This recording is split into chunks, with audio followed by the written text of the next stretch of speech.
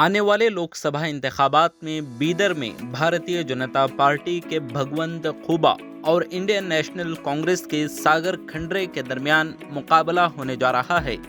खुबा एक मरकजी वजीर हैं और बीदर से मौजूदा रुकने पार्लियामेंट भी हैं, जिन्होंने 2019 के लोकसभा इंतखाबात में 5,85,471 से ज़्यादा वोट हासिल किए थे।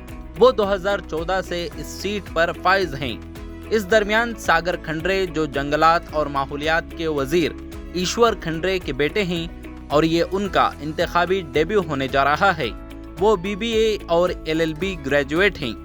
बीदर की आबादी 22,36,250 है, जिसमें 78% रूरल और 21% अर्बन इलाकों में रहते हैं।